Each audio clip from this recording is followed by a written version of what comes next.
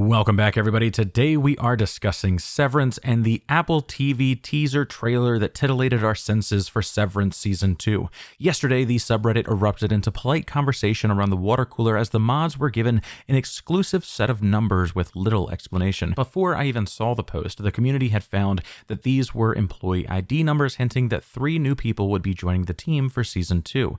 This morning at 8 a.m. Central, we got confirmation of exactly that. But before I jump too far ahead, let's start from the beginning and overthink an Apple TV show about the healthy work-life balance. The trailer starts with Mark taking the forgetful elevator ride. His face transforms in a way that we haven't seen before. This could be for a few reasons, but assuming this is directly after the events of Season 1, the last thing he would have been remembering is this scene here. Damn it!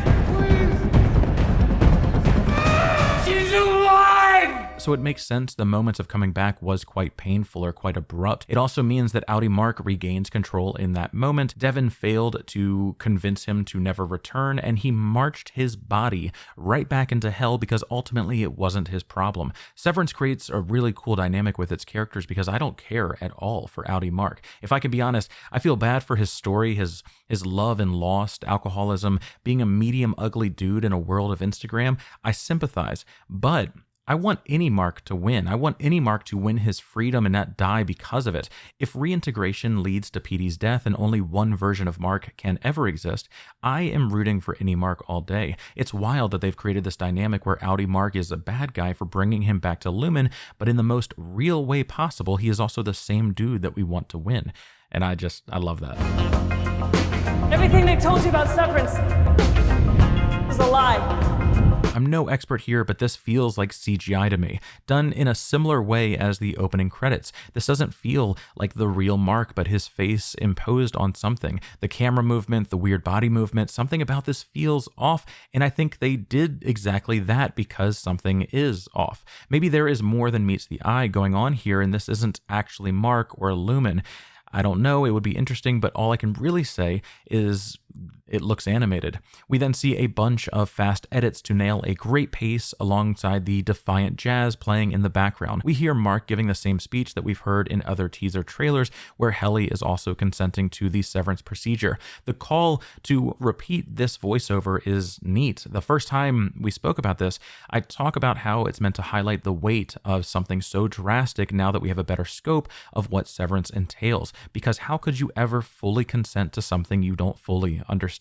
Hearing this again highlights the same, but the repeating of this line when you could make a teaser trailer with a billion different scenes that we've already seen before, it gives us some insight, right? Like, it's insane. It's telling us that they can do this over and over again. The pre-severed worker could have consented once, but the repeating him makes it clear that Lumon could alter their severed brains any number of times and still hide behind that weighted blanket of consent. Give consent to sever my memories between my work life and my personal life. I give consent for the Lumon Corporation To sever my memories between my work life and my personal life. We also hear Helly from the Season 1 finale telling the world about the truth of these severed floors.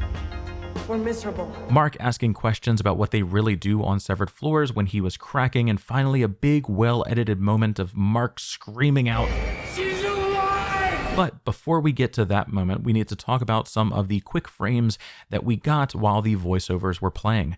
To get this out of the way, we see Mark running in nearly every other scene, and this is meant to build tension. It's so that when he finally arrives in a room that he is intimately familiar with and freezes, thank you, Princess Donut, he freezes, and we immediately speculate about why the urgency died. But again, let's talk about the other scenes before then. The first 3 we've seen before: Helly's implant, the start of the operation with a couple more frames added to it, and then the moment of insertion. Then we have our first new scene: Mark with a chagrin grin sitting in a lunchroom, receiving the red ball of talking that we first saw in episode 2.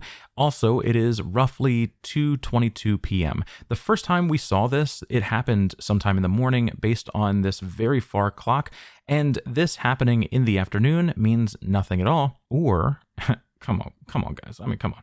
Or maybe when Mark first arrived and got into the office and learned everything was different and had this big moment, it took him some time before he was ready to play ball again, right? Like, double entendre intended. I'm reading into this as Mark being defeated. His team was replaced and he is the new guy all over again. And it is once again finally his time to talk. I'm curious if he will reveal something about what he's gone through, or if they've wiped his memory, or if like anything else, right? Because like surely they couldn't have him poisoning the other departments or this new department, or however this is actually happening, which we will dive and speculate into later in the video as well. But I cannot wait to hear what he has to say. We see the shot from episode 5 around the 35-minute mark. I think this is actually a new scene that was cut from the footage for pacing. This scene as it stands doesn't actually get shown in the episode, but the ceiling, reflection, lighting all align to this being this shot, but like 30 seconds earlier when they just entered the hall. Though I don't really know. This could be a new shot entirely or a new scene or something, blah, blah, blah, blah. We then see this picture of him and his late wife on their big day. The composition could have some additional depth, but most likely it's just a nice picture. It is curious to know who's holding it or what the context of this being in front of us actually is. And it's odd that she's looking at the camera and not him, making her the authority of the scene. Also that he is holding the bouquet and not her. But again, this could just be a nice picture. This is from season 1, episode 9, though I believe it's another scene we don't actually see. It's the same earring, shoulder strap, and hair. The layout here makes it look like this bathroom with the mirror on a far wall. The light spot here looks like the elevator down sign. And then when we compare that to what was shown in the episode, we see the door here also has up and down arrows that mark the gender of the bathroom. The biggest curiosity here is that the door is so dark behind her, but in the scene we know it's bright. There's light outside. This could be a memory of something or something else entirely. Maybe this is Audi Helly when she regains control and has to rationalize the person that just stole her body from her was her. And this is her in the moments after that trying to like feel around her neck or fight for control or like rationalize what just happened. Then we get this coveted shot. Dylan seeing an older version of himself in a weird room with monsters incorporated doors moving in the background. Older Dylan is leaning back. Younger Dylan is leaning forward. A single pot coffee maker in the background. A older cream colored landline on the desk. A blue stack here matches the blue from the daily operations page that the manager of MDR would have each morning. Maybe this is Dylan dreaming about what he wants. He is a very incentivized, driven person, and behind closed doors, maybe he would be willing to make deals or do something in order to get what he wants. I'm leaning more toward a fever dream than anything else, but Severance is a weird show. This could be some incentive for doing a good job. Imagine they make lucid dreaming a reward for good behavior, and then you can have true freedom while you're down here. They are already asking us to suspend disbelief with the technology that lets you split your cognitive brain in half. Why couldn't they invent a little in-office sleeping pod that makes lucid dreaming like on demand really possible? And then you could, again, be whatever you want it to be in your dreams. And this is what we're seeing. I don't really know.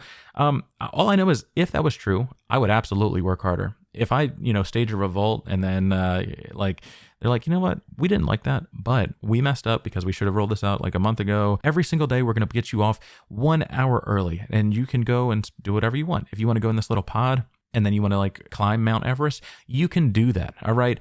Just don't revolt again. Then we see Irving leaning out of a phone booth. Nothing really to add here. Leather jacket, black beanie, inquisitive look, and the thing that plays when this is happening is Helly saying that we're miserable. Nothing I can really add here aside from wildly speculating that this is him meeting with some task force on the outside. I really do believe he is former military, that low-key is like trying to infiltrate Lumon in some kind of grand way, but again, just speculation. We then see Burt closing the door, likely on Irving because of how the season ended. A confused Audi Irving probably had to explain his presence before promptly leaving the property. Audi Irving was the one who was tracking all of the Lumon workers on the outside, so he may have cased this place before, and waking up in front of the people that you've been watching or didn't know at all would be quite jarring. We then see this drawing and black hands holding it. This is likely the same flipbook from before that had Burt's face. The elevator down has a heart, I believe, and I think it's safe to say that the Audi Irving drew this, meaning he had some fond feelings for this man and didn't really understand why, but his emotions were seeping through like we saw in season 1, and now We know that Lumon knows this as well. They need to adjust. The workers should not have any connection, and yet they do. Then we see the elevator to the testing floor. I'm not sure who this man is, but we last saw Miss Casey enter this dark room, and that was pretty much it. The testing floor being revealed this season would make me very happy, and I can only speculate so much, but from what we can gather, it's about testing things. Then this cool tracking shot from the motorcycle we saw last trailer zipping through the streets of Kier. I'm guessing that this is Mark or someone much cooler than Mark, but it could also be your dad, leaving my house after poker or whatever he told you that we were doing. Then we see the most haunted shot possible. Irving manifested as Melon. He has clearly won Refiner of the Quarter, and the Melon bar is all queued up. It's interesting to consider when this happens because we don't see him on Mark's team later. Maybe they try to reunite the original team and it doesn't work, so they split them up later. Or maybe each of them continued their original jobs in MDR, but on different teams entirely. I'm not sure, but I don't like this thing, and I hate the person who made it. We then see Miss Cobell in a long table with ominous lighting. I'm guessing this is the board meeting and she is about to get in trouble for all that has happened. I'm really hoping the board doesn't actually enter, like nobody enters this room, maybe aside from a single nameless person who walks in with one of these speakers, plugs it into an outlet that barely reaches the table, and then just leaves without saying a word. The note about it barely reaching would highlight that, they're actually not this all-powerful being, but just someone telling them what to do because someone told them what to do all the way up to the top, and the cord barely reaching would help paint that picture of their actual lack of understanding of how things work in this space. Severance writers, hit me up, let me know. Again, we see Miss Cobell somewhere dark. I'm thinking underground, but it's not anything that I recognize. An older style lantern matches the Lumon aesthetic, so I'm thinking this is a mission from Lumon, and it's not something that she's doing by herself, though it could be. Because of the allegory of the cave that we have from Kier himself, I think it's meant to highlight that. Like, in order to properly ground herself again in the ways of their founder, she needs to have some ceremony of entering the cave, of taming tempers, and then leaving better for it. Again, wildly guessing, but to my knowledge, that's the only cave that we know about in Severance. Then we have Helly and Mark looking through some transparent vertical blinds. This feels like a production line of sorts, or like airport baggage. O&D comes to mind, but I don't really have anything to add to that. It looks like they do get back together on the inside in some meaningful way, but this could be toward the end or middle of the season, or right at the start before they get separated, assuming they do at all. This shot of the hallway seems to reference the goats that were shown and never really explained in season 1, episode 5. To me, I think these aren't actually goats, but something that they're being made to perceive. I talk about this theory in episode 4, but basically, if Lumon can control what you remember, why couldn't they control what you see? So in a big way, these could be something far more insidious than a man frantically dealing with kids. It could be a man frantically dealing with human kids, with the implication being that these are actually, child laborers or clones of everybody, or your mom, any number of things. The straw being on the thrown about here tells me that something bad happened, right? They rebelled or were killed because of the failures on this floor, probably because of what Mark and team actually did. Then we see Miss Casey, Mark's dead wife and therapist, staring at us, followed by Mark staring at us. I don't think this is much. I think it's just a cool shot to make us remember the drama. Also, we last saw Miss Casey going to the testing floor, so either this is a shot from there, which I think it is, or we're getting a look at her after she has returned from testing. Whatever's happening, she's stone cold, right? She's fixed. They corrected the issue or something, right? And I think that could hint at what's going to happen to Mark and team, but again, don't really know. I also wonder if Miss Cobell going through that cave or darkened room was part of the testing process as well. We then see Miss Casey missing posters being printed on that signature blue paper for MDR managers. Maybe Irving drew this, but it could also have been anybody else. I'm reading this as inside of Lumon. I'm reading this as the team being back together in some capacity, having a moment to regather their things and continue the fight. They want to print out posters to hang on walls for the other departments to find, but I don't know. It feels like we're missing some serious information in all of this, and how this scene could have ever come to exist. It's fun to consider, how are they going to be treated once they return to the office, and how, again, would this be possible?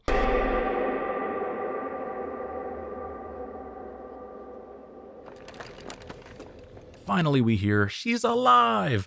The music stops. Mark stares into the unknown. I loved this reveal. I hope the other actors are still playing big roles in this season, but I love what this could mean. It feels like knockoff versions of the original cast, and I think that is the intended purpose. They have been tamed. They aren't rocking the boat. The manager doesn't even stand to meet the new guy. It's whatever. The clock on the wall makes this around 9:11ish. I believe that makes the picture that he got in at 9:10 and ran straight here.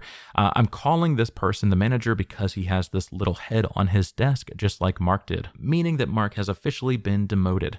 Who are you people? We see her smile directly highlighted, and I really want to know why. Last season, the only female on the team fell in love with the leading male, and I wonder if that will happen again, and if we're seeing this to highlight like how it's all about Mark in some kind of way, like in the grand scheme of things. If this is all metaphorically the cave that Kier had to defeat in order to tame his tempers and thus the world, this might be all testing Mark, it's all Mark, right, is my point. I don't want to remove agency from characters by any means, but they don't highlight anybody else being happy to see a new face, and I think you make choices like that for reasons. Mark's love and loss is a big part of his story, and we're seeing this directly after Miss Casey's missing posters are being printed, and we hear that she's alive screamed at the top of his lungs. This feels like a moment where they highlight an overarching point that really can't be explained right now, but after 5 seasons, we will go, oh, she was smiling at Mark because she's actually Mrs. Casey's implant placed inside of her, or something else. Actually, hold on. Maybe that's why they all look like knockoffs of this team. Like, clearly this is Irving because it's an older man. Clearly this is Helly because it's a younger woman. And Dylan is either on the other side of that divider, which I doubt, or this is him. He even made a remark in season 1 about it being, I guess, unfair that Mark got ahead because it wasn't something that was like an incentive that he could earn. They just gave it to him, right? Plus, in the trailer, we did see Dylan talking to an older version of himself being shut in behind these this maze of doors and being happy about it. Maybe he did get the MDR leadership role and all of these implants are actually just them. It would be a hell of a twist, and I don't know if I have all of the kinks worked out in that theory, but a big part of season 1 is them recovering Petey from Petey's body. In episode 4, we talked about how they could be setting up this big reveal that the implants could be the entirety of the person, and theoretically, if you had the matching bodies, if you grew them, if you cloned them, you could just put Petey back into his body and reactivate him with little distress, right? Again, it's all science fiction and it's wild speculation, if that wasn't abundantly obvious, but I mean, I'm having fun. What if part of taming your tempers is this journey? What if that was the original idea of Severance, and selling this technology to other companies is just a way to keep the lights on? Maybe that's the reason they animated him in this teaser when they could have easily, and for less money, had the actor running up and down the halls. Things are about to get topsy-turvy. Again, consider the fact that Lumon may be able to affect our perceptions, and if they decide to go that route, these could just be the same people. Like, this could be Helly, and we're seeing this through Mark's perspective, where they are making him see another person entirely. I guess I don't really know. And they could just be different people entirely because of what happened in season 1. It doesn't need to be as crazy as it could be. Occam's razor tells us that it's not, but it does feel like something major is coming in season 2, and I hope it expands the world in such a way that we can dive into the grand themes of reality. Severance has an opportunity here, and if you liked what I spoke about, I hope you will consider hitting that subscribe button. In a minute. But with that, we come to the end of the trailer. We got a little COVID nod here about returning to office, and then the January 17th date that you must all have marked on your calendars by now. Early discussions have revealed that the first 2 episodes are launching on that day, so I will be busy. Expect reviews right away. But it does also mean that we get to episodically break down the show together, which I love. So again, if you liked this, please hit that subscribe button, get involved in the comments below, let your theories be heard. Obviously, there is no standard of what is acceptable here. And finally, share this video with your coworkers, or don't. I'm doing this so that you can steal everything that I say and impress your coworkers with whatever you think that I said that sounded good. And then they can be like, wow, look at them go. And in 5 years, when they they ask you where you find the time to get such a deep and intimate understanding of a show on Apple TV about the healthy work-life balance, you can look at them and you can whisper, HaxDogma, and explain nothing else. Much love, everybody, and I cannot wait to talk to you all again soon.